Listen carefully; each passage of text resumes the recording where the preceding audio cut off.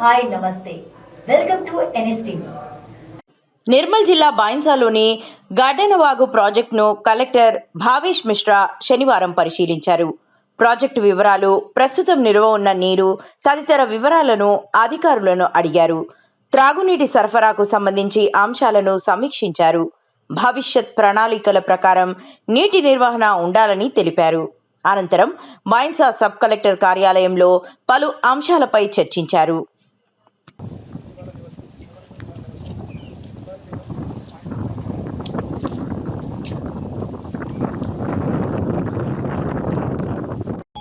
గ్రామ పంచాయతీకి వాటర్ ఇస్తాము. అదేవిధంగా డైలీ ఇక్కడ నుంచి ఒక 20 క్యూసెక్ వాటర్ మిషన్ భగీరథ ద్వారా డ్రా చేయడం జరుగుతుంది. సో ఇప్పుడు ఉన్న క్వాంటిటీ చూస్తే నెక్స్ట్ ఒక 8 to 9 months మన వాటర్ అనేది సరిపోవాలి. మధ్యలో కొంత అందరికీ నమస్కారం. మన జిల్లాలో ఇది వాటర్ సప్లై విషయంలో మొత్తం 3 డివిజన్స్ ఉన్నాయి. దీంట్లో ఒక పార్ట్ గడినావాగు ద్వారా మనం సప్లై చేస్తాము. దాంట్లో ముఖ్యంగా ముధోల్ నియోజకవర్గంలో మండలాలు కవర్ అవుతాయి. ఇంకొక భాగం మనం ఎస్ఆర్ఎస్పి ద్వారా ఇస్తాము. ఇంకొక భాగానికి ఖానాపూర్ డివిజన్లో కడం రిజర్వాయర్ నుంచి మనం వాటర్ సప్లై చేస్తూ ఉంటాము.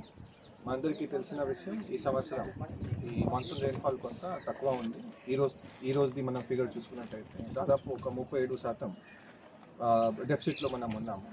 సో ఈ డెఫిసిట్లో ఉండడం వల్ల ప్రతి ప్రాజెక్ట్లో ఇప్పుడు వాటర్ ఎంత ఉంది, మనం హ్యాబిటేషన్స్కి ఎన్ని రోజులు వాటర్ ఇవ్వగలుగుతాము, అది అంచనా వేయడానికి ఇక్కడికి నేను, సబ్ కలెక్టర్ గారు, irrigation officers plus advice officers అది ఇక్కడికి రావడం జరిగింది.